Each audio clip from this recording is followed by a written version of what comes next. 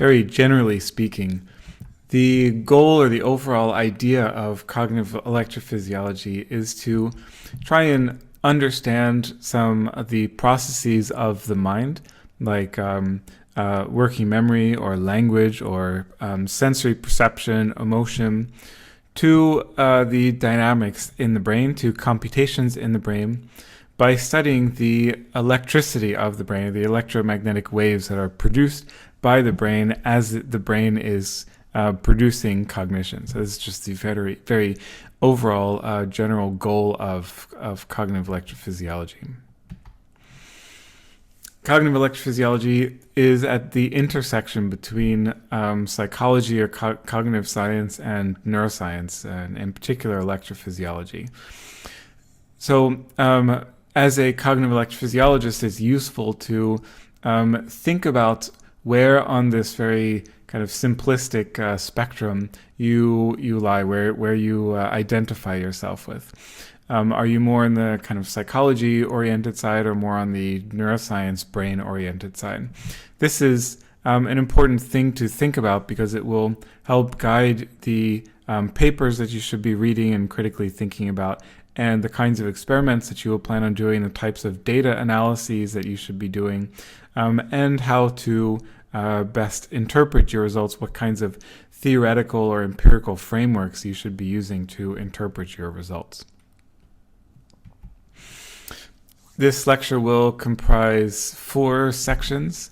I'm not going to go into any details about any data analyses or data interpretations, but just to give you a very brief overview of the main approaches that are used in cognitive electrophysiology. So time domain analyses, frequency domain analyses, and the sort of intersection of the two, time frequency domain analyses.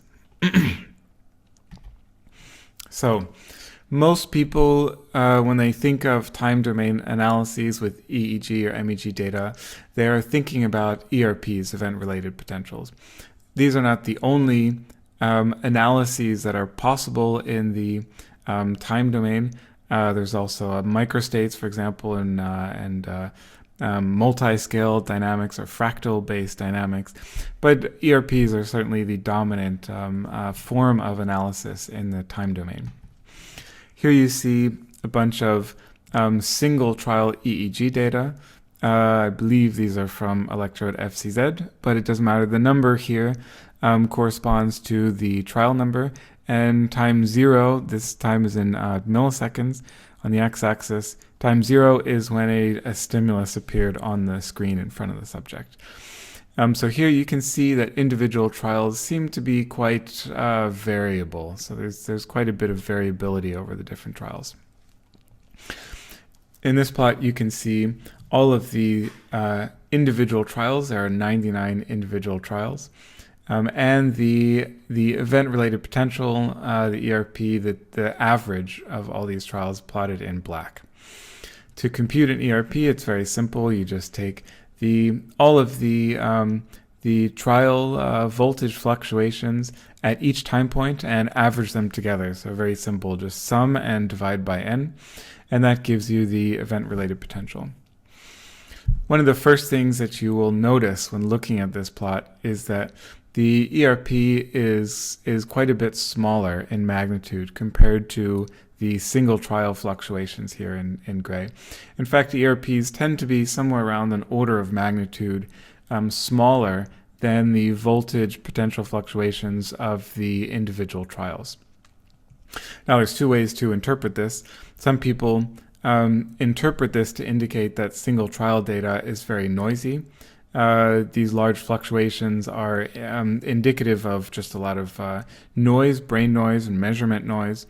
And so by averaging over a lot of trials, we can get rid of some of the noise and focus on the really relevant parts of the signal. An alternative interpretation is that many of these dynamics are in fact signal, and they are meaningful, relevant for understanding the cognitive process at hand here, but these are non-phase locked or jittered, non-time locked. processes and are therefore lost in the time domain averaging. So here in this plot, you can see the same ERP here is just zoomed in a bit more so you can see the fluctuations in finer detail. ERPs have been computed since, as far as I know, since the 1950s, probably, or possibly earlier as well. The general idea, the kind of foundational framework for thinking about and interpreting ERPs is that there's a sequence of cognitive operations that are happening in the brain. And some of these cognitive operations map onto the peaks or the troughs of these ERP fluctuations.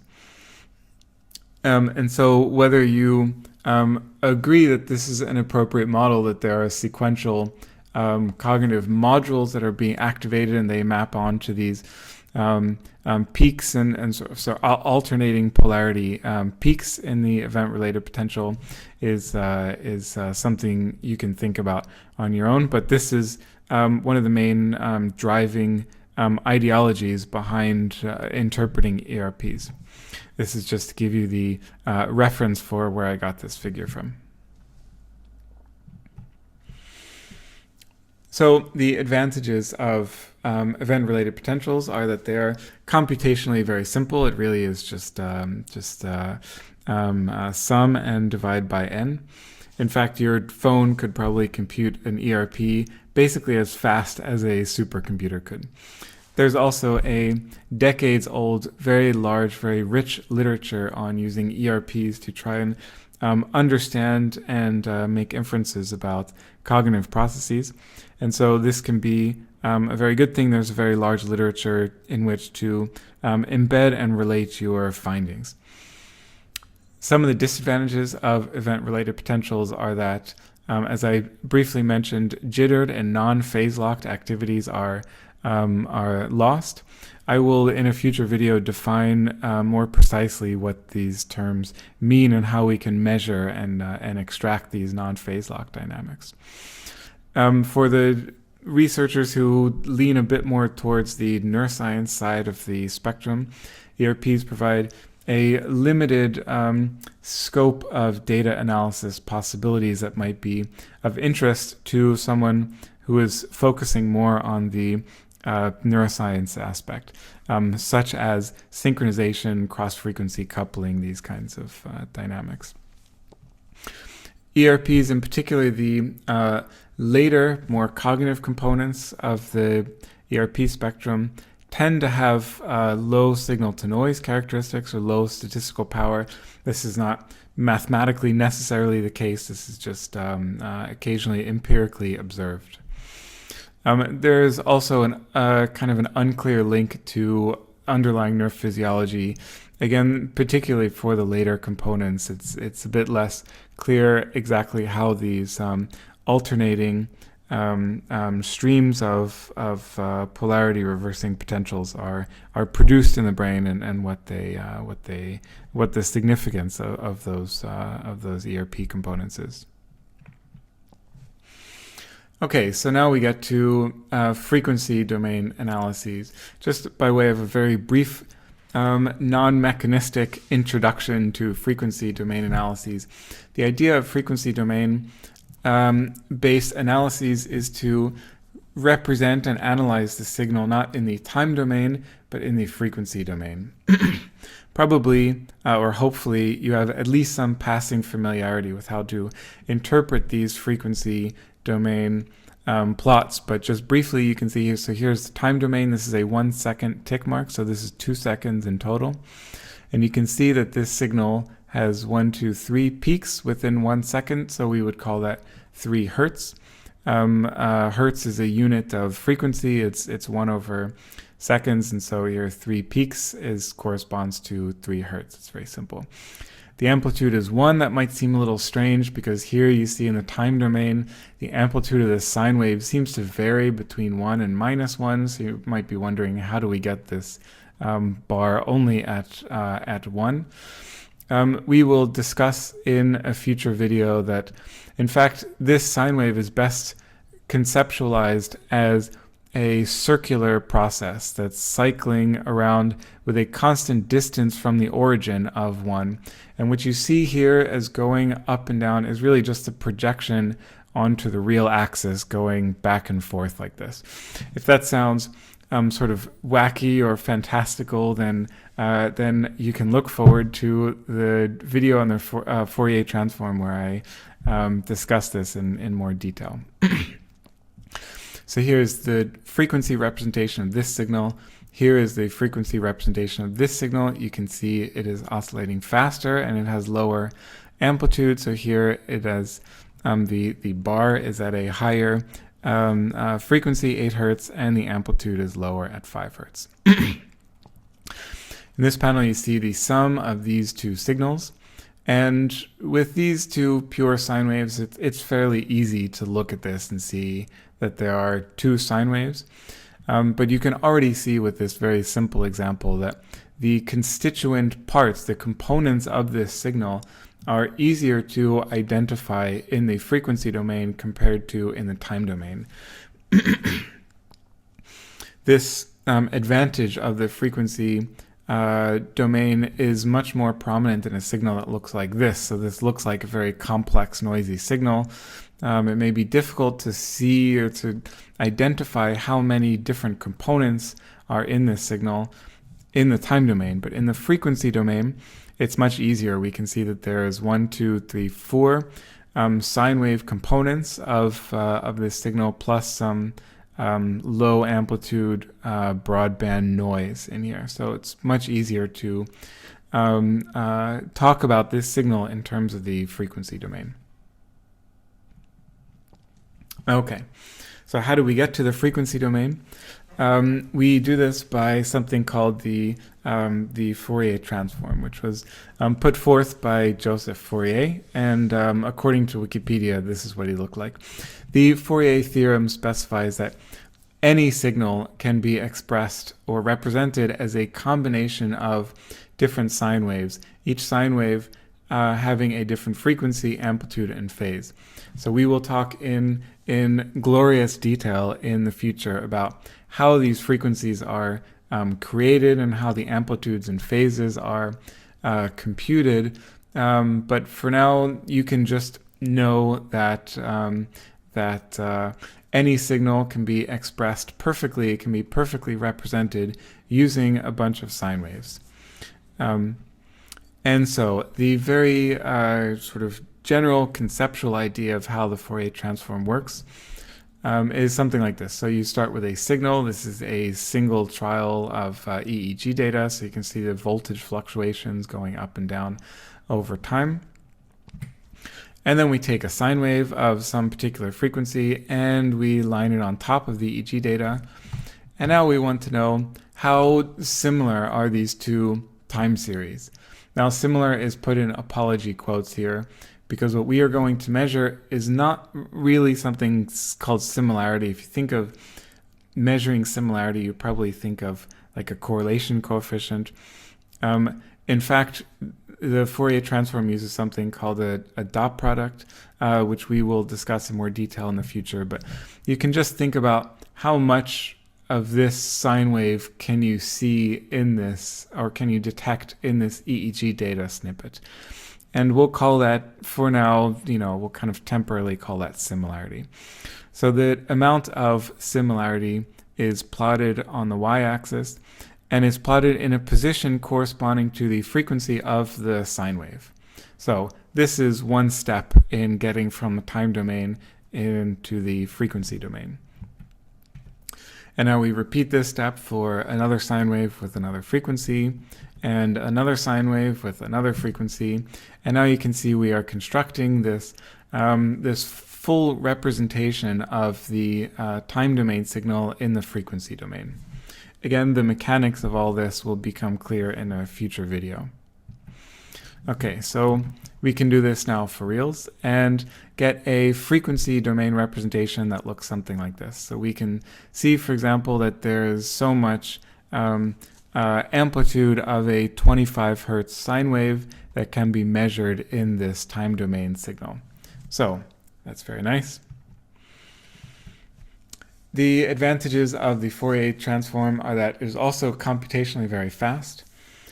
And the Fourier transform is ubiquitous in science and engineering. So you can go to a cocktail party with engineers and physicists and mathematicians and talk about the Fourier transform, and you will all be on the same page. So that's a very nice feature of your data analysis stream. But there are some disadvantages of a frequency domain representation of the data. The Fourier transform, the results of a Fourier transform, are easily interpretable only for stationary data. Briefly, stationary or stationarity refers to the statistical characteristics of the data changing or not changing over time. So stationary time series means that the statistical characteristics, the mean and the variance and so on, are not changing over time. But this is awkward for neuroscience because we know that the brain is a highly non-stationary device. In fact, it is no understatement to say that neuroscientists are generally interested in the non-stationarities, these transient fluctuations, these kind of bizarre changes in brain activity resulting from or accompanying cognitive processes. So, to be clear, the Fourier transform is a perfect representation of the data, regardless of whether it is stationary or non-stationary. But the results of a Fourier transform are more difficult to interpret when the data are very non-stationary. And we will discuss this, and I'll give very specific examples of this in the future. In part, this is because the Fourier transform hides the temporal information. This is also, I want to be careful when saying this, because all of the temporal information is actually in the Fourier transform. It's in the phases, although the phases are not generally shown. But from the results of a Fourier transform, it's difficult to determine exactly when different frequency components are present. And so if we go back to this plot, we can say that there is some 25 Hertz component in this signal. But from this plot, it is not possible to determine whether that 25 Hertz component is constant over time, or whether there's very strong 25 Hertz here and no 25 Hertz signals over here, or whether 25 Hertz signals is coming in bursts. None of these temporal dynamics can be easily ascertained just by looking at this plot. But in fact, these temporal dynamics are things that we are very interested in as neuroscientists.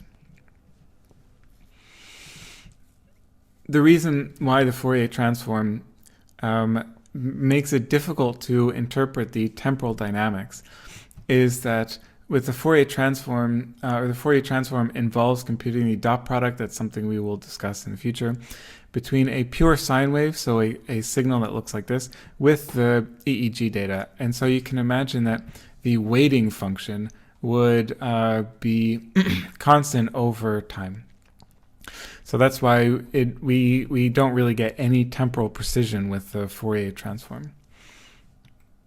But what we would like in neuroscience is to be able to combine the frequency specificity of the Fourier transform with some ability to extract the temporal dynamics of when particular frequency features are present in the data.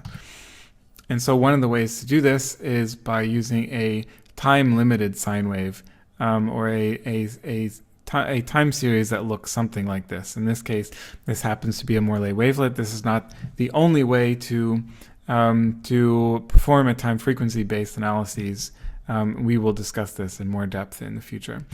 But you can already imagine, so assume that these are zeros here, that the weighting function would look something like this. So here we are very strongly weighting just the center, and we are ignoring any dynamics that are happening here in the beginning and here at the end.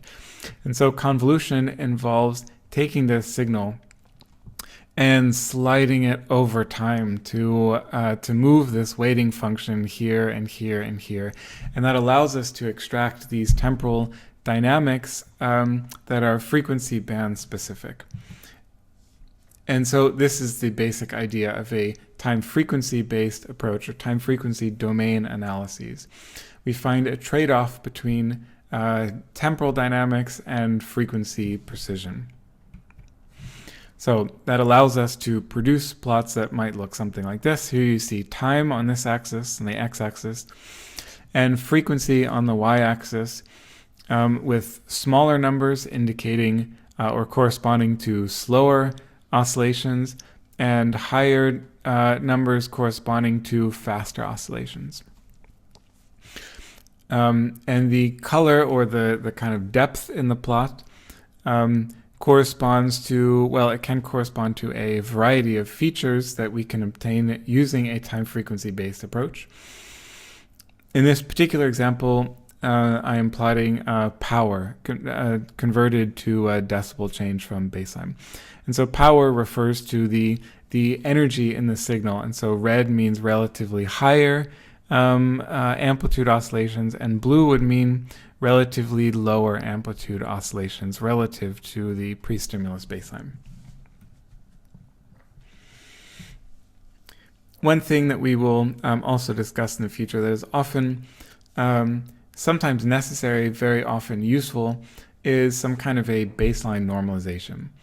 Here you can see a time frequency power plot of raw power, and here you can see the exact same data, the exact same analyses, except that here the power data were converted to a baseline normalized scale. So it's quite a striking difference between these two plots. So in this case, you would say that converting to or normalizing the data somehow is really important for being able to interpret the dynamics.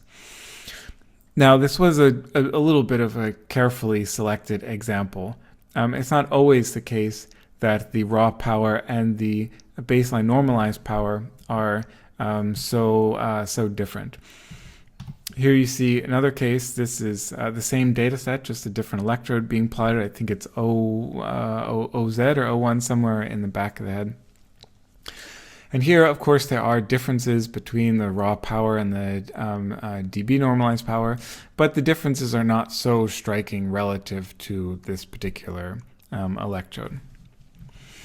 There are several advantages of applying a baseline normalization to time frequency based analyses. It allows you to transform all the data to the same scale, decibel or percent change. This is a numerically interpretable scale, whereas microvolts are more difficult to interpret and more difficult to compare across studies.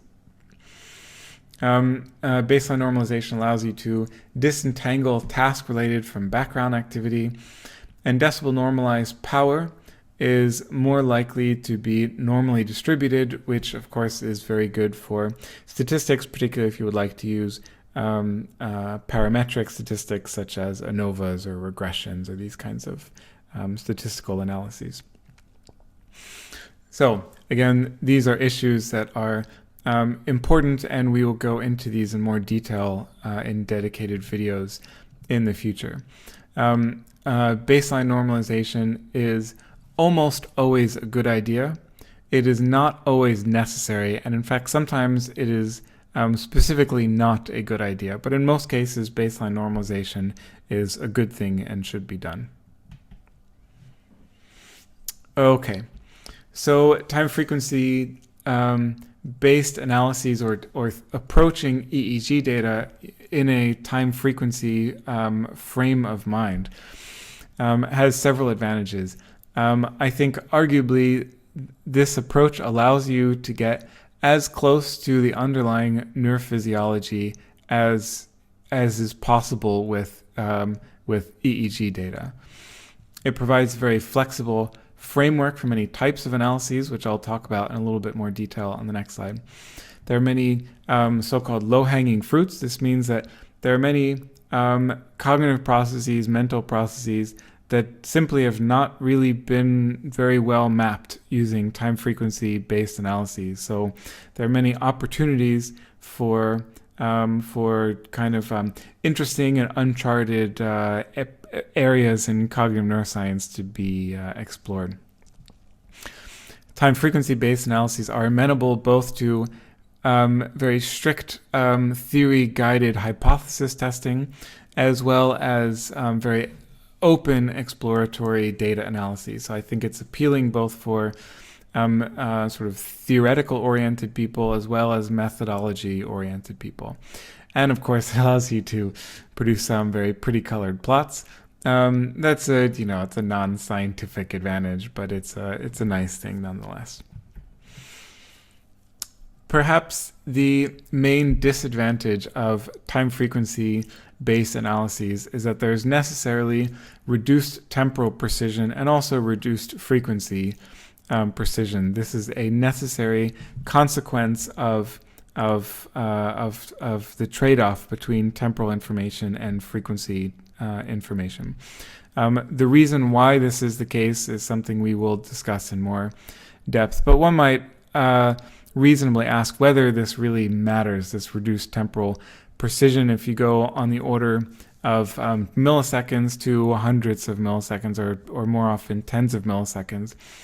I think arguably the interpretations of the results would not change very much in most cases, whether you had slightly better or slightly worse temporal precision. I would also like to point out that ERPs, in particular the later cognitive components like the P3 and N400, these also have very poor temporal precision. For example, P3 is often measured as the positive component peaking somewhere between 300 and 600 milliseconds. So now you're talking about a temporal precision of a third of a second, which is in fact worse than some parameter spaces in time frequency based analyses. Okay, another advantage, or one of the advantages I mentioned on the last slide of time frequency domain analyses is that it is an entire framework that lends itself well to many different types of analyses. For example, this is a tiny subset of all the possible data analysis approaches that you can take with time frequency based analyses. There's connectivity based on phase fluctuations, power dynamics, cross-frequency coupling, mutual information, and so on. There are all sorts of spatial transforms that, in some cases, these are not specifically based on frequency domain utilizations, but they lend themselves very well to inspection of frequency dynamics.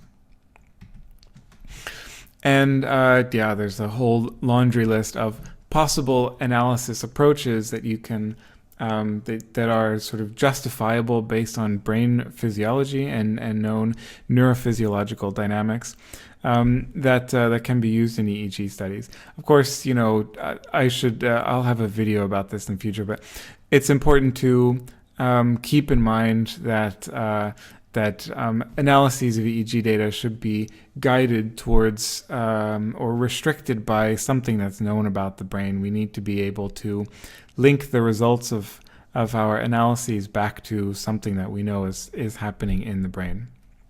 So, nonetheless, time frequency-based analyses, I think, are really a very powerful way of thinking about, way of approaching your EEG data.